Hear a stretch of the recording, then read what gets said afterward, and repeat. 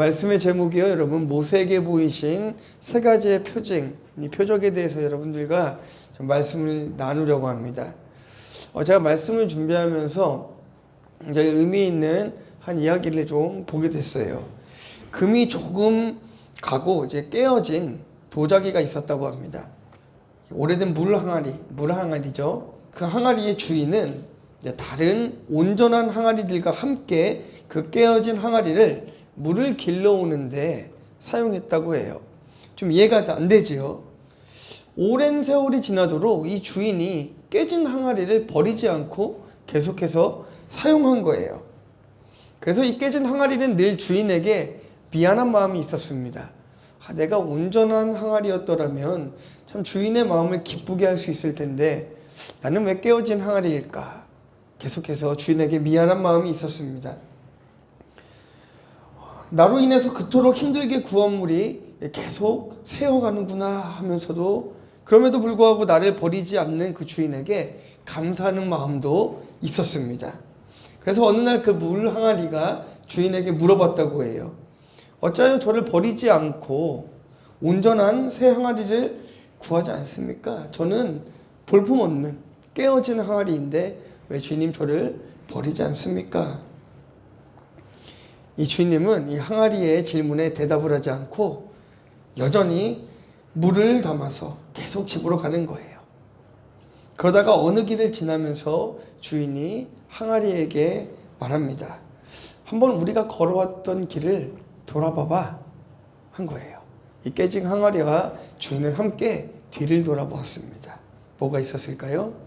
아름다운 꽃길이 있었던 거예요. 꽃길이 있었습니다. 모두 메마른 산 길가에서 너의 깨어진 틈으로 새어나는 물 때문에 이 아름다운 생명이 피어났단다 라고 주인이 항아리를 위로했다고 합니다. 성경은 늘 우리에게 이렇게 이야기하는 것 같아요. 우리의 약함을 계속해서 지적합니다. 너희들은 죄인이야, 너희들은 약해, 너희들은 할 수 있는 것이 아무것도 없어라고 성경은 계속해서 우리에게 가르치고 반복적으로 말씀하십니다. 그러나 우리는 약하지만 우리를 사용하시는 하나님은 능력이 있는 분이신 것을 믿으시길 주님의 이름으로 축원합니다. 우리의 연약함 때문이 아니라 하나님의 강하시고 위대한 힘 때문에 우리는 오늘도 살아갈 수가 있고 오늘도 주의 일을 잘 감당할 수가 있는 것입니다. 오늘 본문의 말씀은요, 이 모세가 애굽에서 도망쳐 나와서 미디안 광야에서 40년 동안 이제 목자로 살고 있을 때 호렙산에서 불타는 떨기나무 아래서 하나님께 다시 부르심을 받습니다.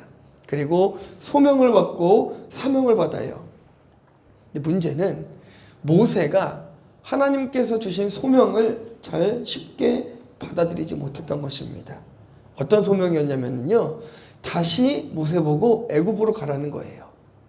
좀 앞의 내용을 짧게 설명드리자면요, 모세는 애굽으로부터 버림받아 미디안 광야로 나오게 됐습니다. 자신을 버린 그 나라로 하나님께서는 모세 보고 다시 들어가라고 했던 것이에요. 그렇기 때문에 모세는 그 소명을 쉽게 받아들일 수가 없었죠. 모세의 생각과 그의 마음속에 이스라엘 백성이 자신의 말을 받아들일까 하는 두려움도 그 안에 있었습니다. 마치 깨어진 항아리와 같이 모세는 늘 불안하고 두려운 마음이 있었던 것이죠. 하나님께서는 그런 모세의 마음을 아시고 그 모세의 불안한 마음들을 달래주기 위해서 오늘 여러분들이 읽으신 본문에 세 가지 표징을 보여주신 것입니다. 그것은 모세의 두려운 마음을 위로하기 위한 것이었어요. 하나님은 모세를 통해서 이스라엘 백성과 이 애굽 사람들에게 온 우주를 창조하시고 이 우주를 움직이시는 분이 여호와 하나님이라는 것을 알리기 위해서 오늘의 사건을 보여주신 것입니다. 하나님은 모세가 미디안 광야에서 가장 의지했던 이 마른 지팡이를 기적의 도구로 사용하십니다. 그 지팡이는 죽은 나무에 불과하지만 하나님께서 사용하시면 능력의 지팡이가 되는 것이에요. 깨어져서 쓸모없는 항아리라도 주인이 사용하기로 작정하면 꽃에 물을 주는 도구로 사용될 수 있듯이 우리도 하나님께서 부르시고 사용하시면 능력의 사람이 될 수가 있는 것입니다.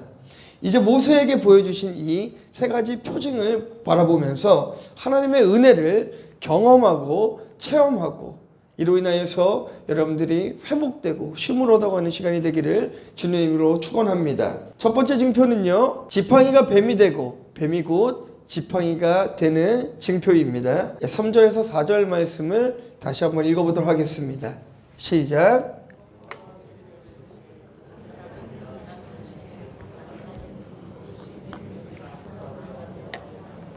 모세에게 이르시되 내 손을 내밀어 그가 손을 내밀어 그것을 잡으니 그의 손에서 지팡이가 된지라. 모세는 그 하나님의 말씀에 순종해서 지팡이를 땅에 던질 때에 그 지팡이가 뱀으로 변했습니다. 그리고 다시 꼬리를 잡을 때에 다시 지팡이로 변하는 그 놀라운 기적을 눈앞에서 보게 되죠.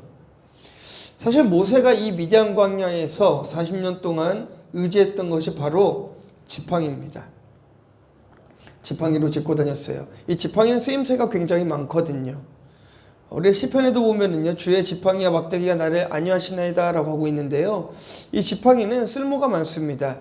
연약한 몸을 지탱해 주기도 하고요, 맹수가 왔을 때 양을 그것으로 보호하기도 하고요, 위험한 길을 걸을 때에 길잡이가 되기도 합니다. 말하자면 하나님께서 그 지팡이를 땅에 던지라고 말씀하신 것은 하나님의 명령을 따라서 그 사명을 감당하려면 먼저 세상의 환경과 자신의 능력으로 감당하려 했던 생각들을 버리라는 거예요. 내가 의지하고 있는 것들을 버리라는 것입니다. 그리고 하나님의 능력을 믿고 순종할 때에 기적의 역사하심과 사명을 감당할 수 있는 은혜를 힘입게 되는 거예요. 여러분의 지팡이는 무엇일까요? 사실 우리가 세상을 살다 보면은요, 내가 스스로 해결할 수 있는 일이 있고 도움을 구해야 되는 일들이 있습니다. 그렇죠? 도움을 구해야 되는 상황이 온다면 나에게 도움을 주는 그분을 전적으로 신뢰하고 의지해야만 좋은 결과가 나타날 수가 있는 것이에요. 모세에게 이 지팡이는 사실 생명과도 같아요. 그런데 하나님께서 그 지팡이를 땅에 던지라는 것입니다. 제가 재밌는 이야기들을 좀 본 적이 있습니다. 이 청년 사역을 하는 목사님들이 이렇게 쭉 묵상한 것을 나누는 그 내용 중에 한 내용을 제가 좀 발췌해 봤는데요. 이런 내용이 있었습니다. 내가 돈을 들이기를 아까워한다면 그 돈이 나에게 우상이 되었던 것이고, 내가 시간을 들이기를 주저한다면 그 시간이 나에게 우상이 되었던 것이고, 내 생각을 주님 앞에 드리기를 주저한다면 그 생각이 나의 우상일 것입니다 라는 그 묵상의 고백을 본 적이 있습니다. 모세가 지팡이를 던졌다는 것은 자신이 의지하고 있던 모든 것을 주님 앞에 내어드린 것이죠.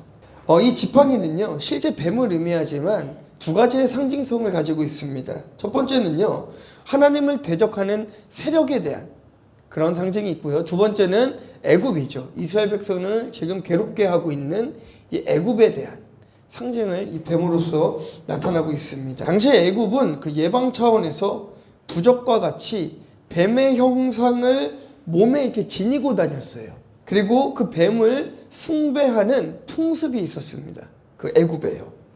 그리고 이것을 주술적인 의미로 사용하기도 했습니다. 하나님께서 모세를 사용하기 위해서 첫 번째 지팡이가 뱀이 되는 징표를 보여주시는데요. 모세에게 애굽은 어떤 존재이죠, 여러분? 굉장히 부담스러운 존재이죠. 부담을 넘어서 두려움의 대상이기도 했을 것입니다. 애굽으로부터 버림받았고 생명의 위협을 느끼기도 했기 때문인 것입니다. 사실 모세가 이 애굽에서 쫓겨날 때의 내용을 잠시 말씀드리자면요, 좀 억울한 면이 있습니다. 왜냐면은요, 분명히 모세 자신은 이 이스라엘 백성들을 돕고 싶었어요.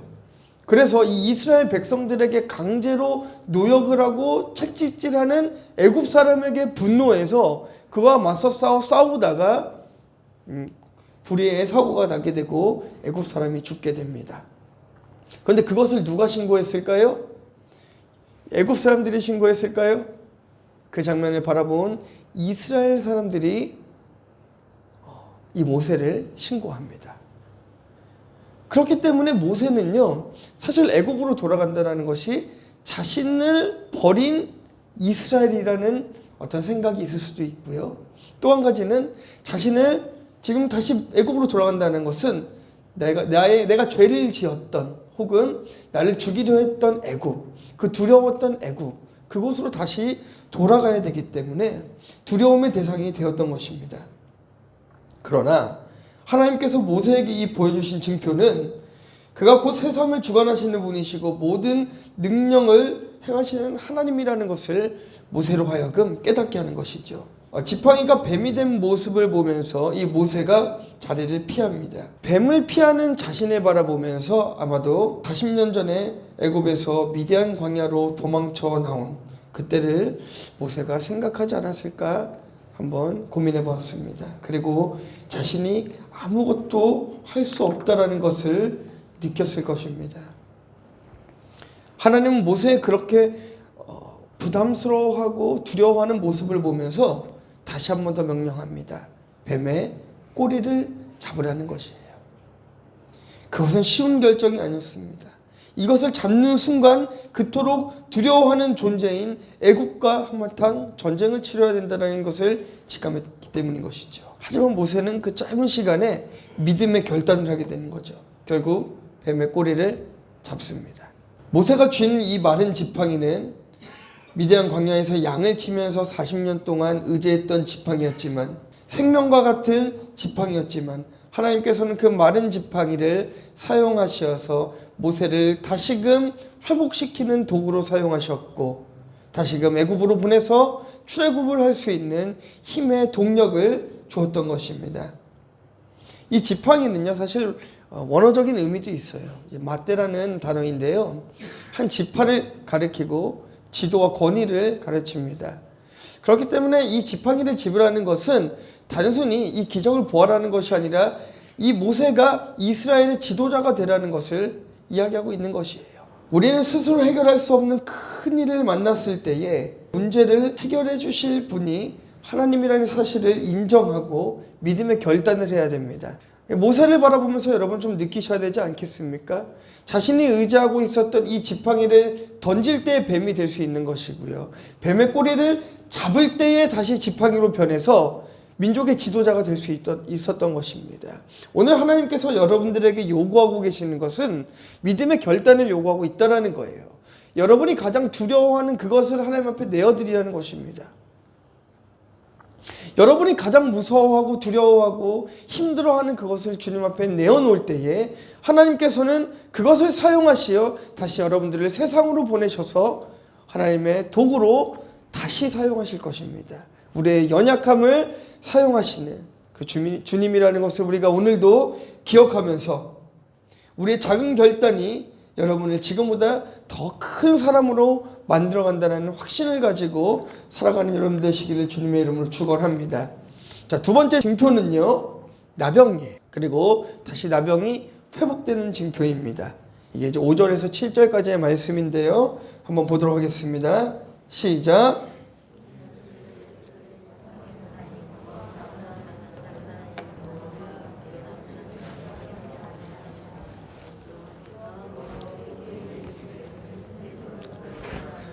그가 손을 품어 넣었다가 내어보니 그의 손에 나병이 생겨 눈같이 된지라. 이르시되 내 손을 다시 품에 넣으라 하시매 그가 다시 손을 품에 넣었다가 보니 그의 손이 본래의 살로 되돌아왔더라. 아멘. 하나님이 모세에게 명령하시죠. 그의 손을 이렇게 품에 넣어보라는 거예요. 그리고 뺐더니 손에 나병이 생겨 있었습니다. 그리고 다시 넣었다가 빼어봤을 때 회복이 되어 있었습니다. 이스라엘 백성은 하나님께서 선택한 백성이었죠. 하나님이 마음에 품으시고 약속의 땅에 참여하도록 역사하시고 그들을 끝까지 감찰하시는 하나님이고 보호하는 하나님이라는 것을 이 표징을 통해서 말씀하고 있는 것입니다. 하나님께서는 모세의 손을 이렇게 품에 넣으라고 그래요. 상상을 좀 해봤습니다. 마치 그 암탉이 병아리를 품어서 보호한다라는 의미가 이 안에 있어요. 이스라엘 백성을 고센 땅에 머물게 하면서 그들을 보호해 주시고 긍휼을 베풀어 주시겠다는 것입니다. 이 이스라엘이 앞으로 다가가야 되는 그 여정이 쉽지만은 않지만 하나님께서는 그들을 품에 품어서 그들을 마치 어미가 아이를 품듯이 하나님께서 그들을 보호해 주시겠다는 의미로서 이 표징을 보여주셨습니다. 이스라엘 백성은 오랜 시간 동안 여러분 하나님을 멀리하고 애굽의 신을 섬기면서 부정한 삶을 살았어요. 하나님께서는 이 모세를 통해서 부정한 백성을 정결하게 변화시켜 주시고 광야를 통해서 약속의 땅으로 옮겨주실 것이라는 예표로서 또한 이 표징을 보여주셨습니다. 나병에 걸린 손이 눈같이 되었다는 것은요, 여러분 그 병이 오래되었다는 것이에요. 나병이라는 병을 혹시 여러분 좀 잘 알고 계시나요? 이 나병은 처음부터 이게 손이 썩지는 않습니다. 아주 경미한, 아주 희미한 상처로 시작이 되죠. 조그마한 상처로 시작이 되는데 시간이 지나면서 상처에 흰 털이 번지면서 눈처럼 휘어지고 건조하면서 이게 막 두껍게 변해갑니다. 눈같이 휘어진 나병은요, 이스라엘 백성의 타락과 부정을 상징하고 있는 것이에요. 나병에 걸린 모세의 손은 타락한 인간을 구원하시기 위해서 이 땅에 오셔서 채찍질 당하시고 고통과 수치를 당하시고 버림받으신 예수 그리스도를 또한 상징하고 있는 것입니다. 하나님께서는 두 번째 모세에게 나병이 생기고 다시 회복되는 징표를 보여주세요. 여러분 이것은요, 이스라엘 백성이 지금 나병에 걸려있는 아주 부정한 상태이지만 하나님의 능력으로 그들을 다시 회복시켜 주시겠다는 아주 희망적인 메시지가 아니겠습니까? 하나님의 거룩한 백성으로 그들을 다시 거듭나게 하시려고 모세를 부르시고 나병에 걸린 그의 손을 품었다가 나병이 깨끗하게 사라지는 역사를 통해서 하나님의 계획은 너희들을 버리려는 것이 아니라 너희들을 그대로 노예의 삶으로 두려는 것이 아니라 너희들을 회복시키고 부정한 너희들을 다시금 정결하게 해서 내가 사용하겠다라고 하는 하나님의 크신 메시지가 있는 것이죠. 여러분 낙타 잘 아시죠? 낙타. 저는 사실 그 낙타를 실제로 본 적이 있는데요. 순하게 생겼는데 실제로 보면 조금 무섭습니다. 실물로 보면 좀 무서워요.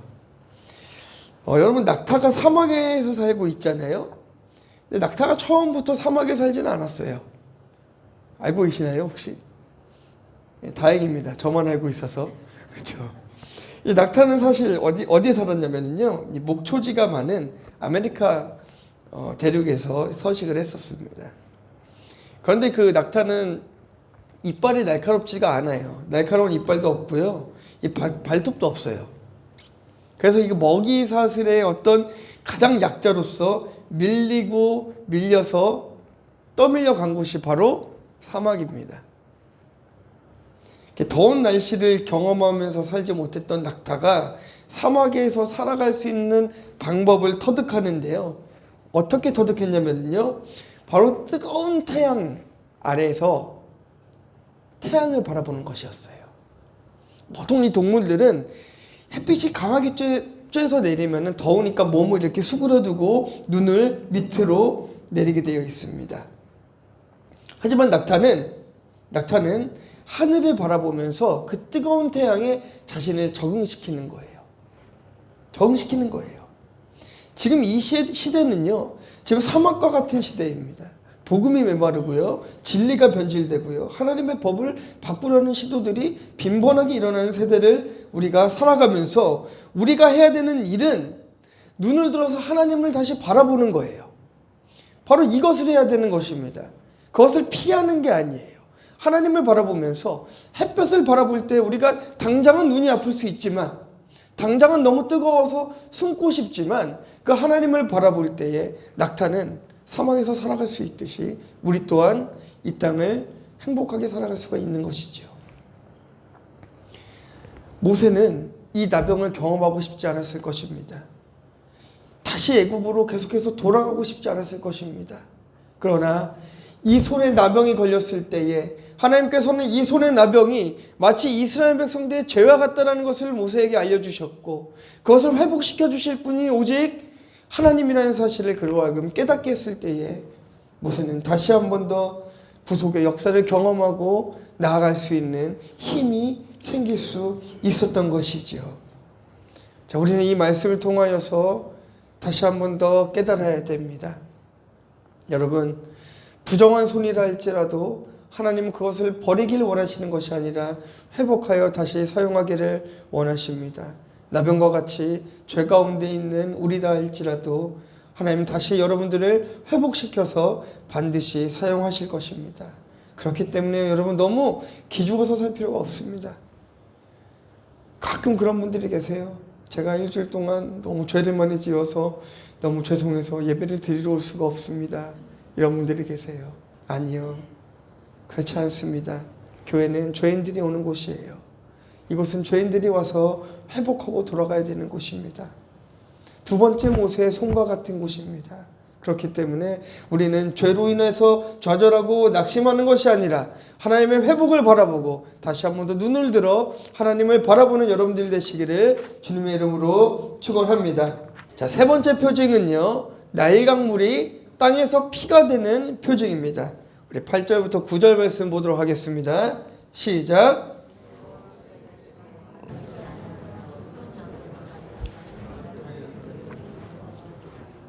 그들이 이 두 이적을 믿지 아니하며 내 말을 듣지 아니하거든 너는 나일강물을 조금 떠다가 땅에 부으라. 내가 떠온 나일강물이 땅에서 피가 되리라.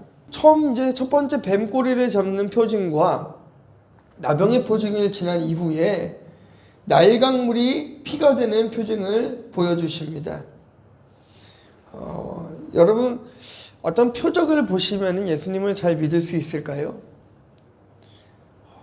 그런 질문들을 많이 하죠. 내 눈앞에서 뭐 죽은 자가 살아나고 암 환자가 치료받으면 내가 믿겠습니다.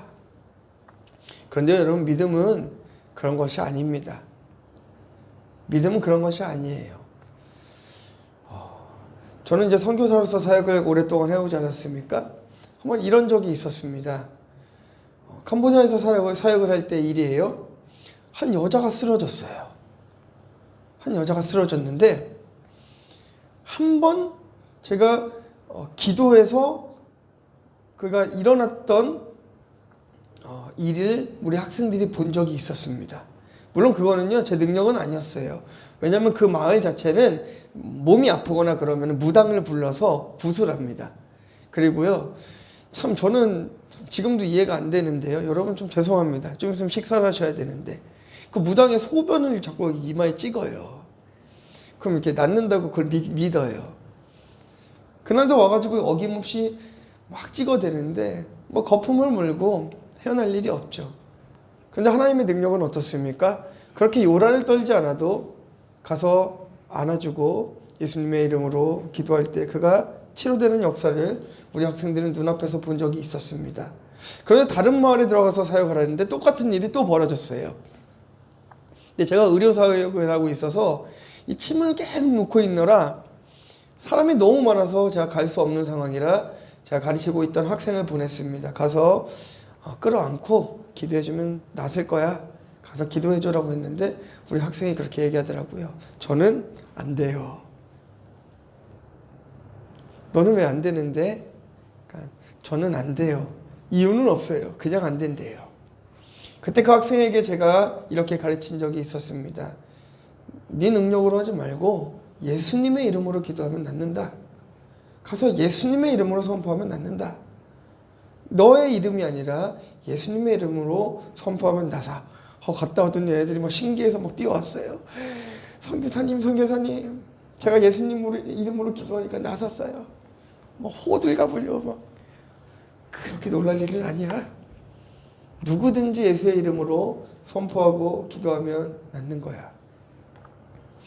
여러분, 모세에게는요 한 가지 의심이 있었습니다. 애굽으로 다시 들어갔을 때 그들이 내 말을 들을까? 나는 지금 도망자 신세로 쫓겨서 나왔는데 이런 신세인 나를 보면서 그들이 과연 나를 따를 수 있을까 하는 두려움에 쌓여 있었습니다. 그래서 이 첫 번째 기적과 두 번째 기적을 하나님께서 보여주셨던 것이에요. 그런데 문제가 무엇이죠? 애굽의 습객들도 뱀을 만들 수 있었습니다.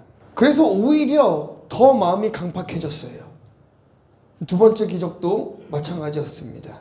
이스라엘 백성이 생각하는 나병은 하나님의 저주로부터 생겨난 결과이기 때문에 이 나병의 기적을 이스라엘 백성들 앞에서 보였을 때는요, 하나님께서 이 모세를 태우셨다라는 확신을 그들에게 줄 수 있었어요. 그들은, 이스라엘 백성들은 병이 오는 것은 하나님과의 관계가 틀어졌기 때문이다, 혹은 하나님께서 그를 저주했기 때문이다라고 믿고 있었기 때문에 다시 그 병이 나섰을 때는 하나님께서 그를 축복하고 계시는구나, 그를 지도자로 세워주셨구나 라는 것을 인정하게 되는 징표가 되기도 했던 것입니다. 그래서 그 모세의 정체성을 깨닫게 하기 위해서 그 징표를 보여주셨던 것이에요. 나일강은요, 여러분, 애굽의 젖줄입니다. 나일강이 있어야 애굽이 살 수가 있어요. 농업의 생명이고요. 이 물이 있어야만 농업이 잘 될 수 있었기 때문에 그 고대 사회에서는 늘 부강한 나라는 강을 끼고 있었습니다. 그게 자연스럽게 어떻게 됐을까요? 그 강을 숭배하고 신격화하게 되는 것이죠. 그러나 하나님은 나일강의 그 빛나는 모든 원천을 앞으로 심판하실 것이라는 언약으로서 나일강을 피로 만들게 되는 것이에요.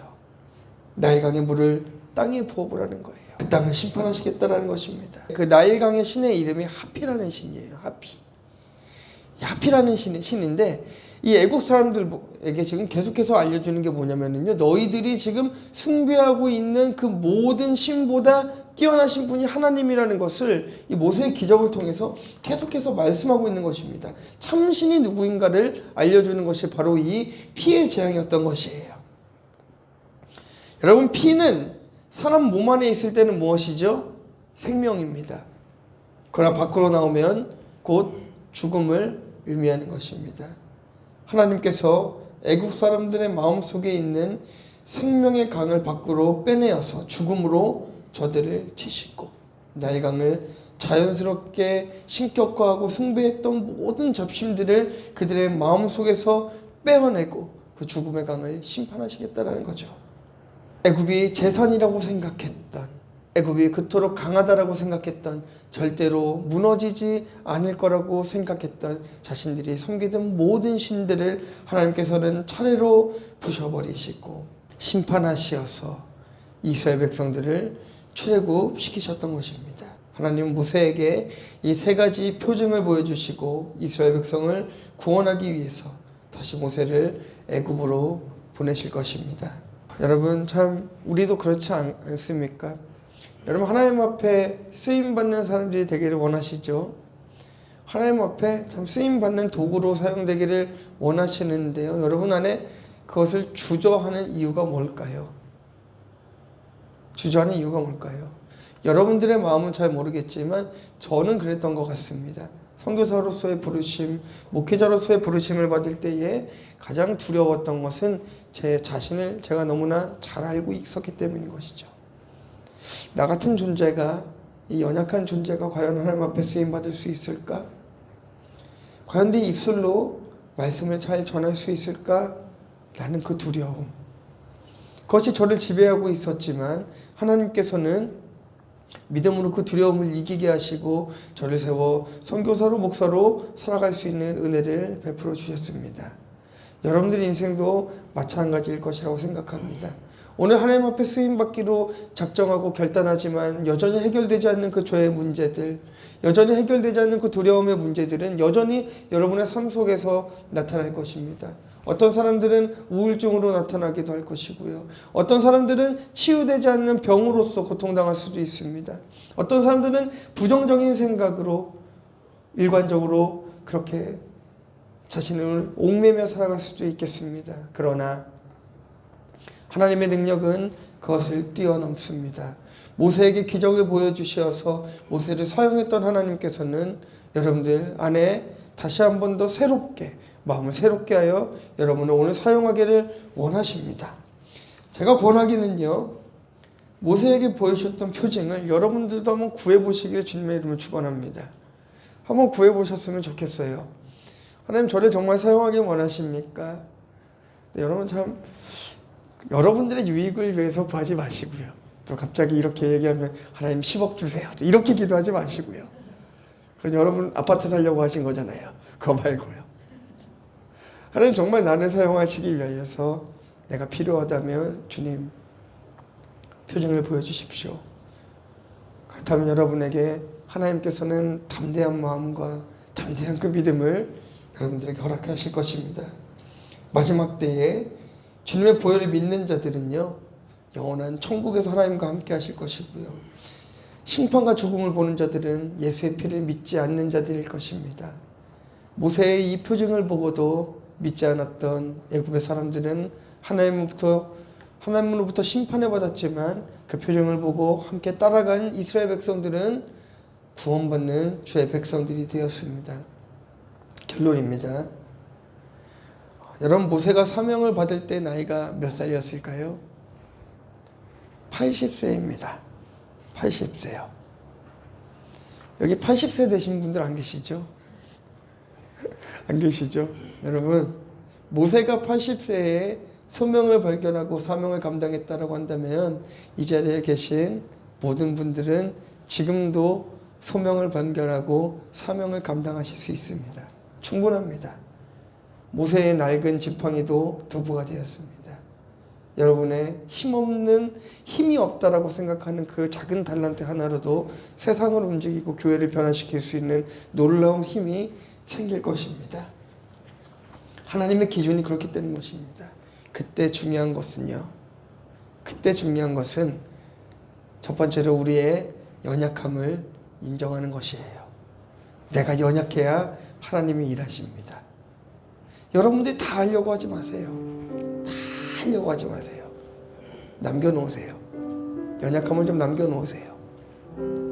내 연약함도 사용하신다라고 하시는 그 하나님을 의지해서 하늘을 들어서 우리가 구해봤으면 좋겠습니다. 그러면 여러분 모세와 같이 쓰임 받을 수가 있습니다. 오늘 준비된 영상이 있는데 좀 영상 안 보고 같이 기도하려고 해요. 우리 영상을 보는 것도 좀 중요하지만 우리가 한번 눈을 감고 생각해 봤으면 좋겠습니다. 여러분의 연약함은 무엇입니까?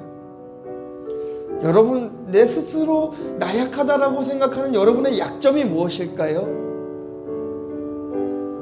내 약점은 이거라고 생각하는데 놀랍게도 하나님은 그 약점을 사용하셔서 여러분을 일으키시겠다라고 말씀하십니다. 여러분, 희망이 있지 않습니까? 여러분의 두려움을 사용하셔서 주의 백성들을 데리고 오는 도구로 사용하시겠대요. 나는 말을 잘 못해요. 그런데 그 입술을 사용하셔서 전도의 도구로 사용하시겠답니다. 나는 물질이 없어요. 그런데 하나님 그 물질을 사용하셔서 교회를 살리고 세상을 살리시겠다고 말씀하십니다. 문제는 내가 늘 연약하다라고 생각하고 있는 내 마음이 문제예요. 이것 또한 해결하실 수 있는 하나님을 의지하는 마음보다 내 연약감이 더 크다면 이 시간 우리가 주님 앞에 회개하고 기도합시다. 하나님, 뒤를 돌아보니 깨진 항아리도 쓸모가 있더군요. 연약한 저도 사용하시죠. 연약한 저도 하나님 사용하시죠. 이 시간 우리가 결단하면서 기도했으면 좋겠습니다. 여러분의 연약한 부분을 위해서, 그럼에도 불구하고 그것을 사용하신 하나님께 감사하면서 하나님 나를 사용하여 주시옵소서. 이 시간 결단하며 한번 기도하도록 하겠습니다. 할렐루야. 하나님 감사합니다.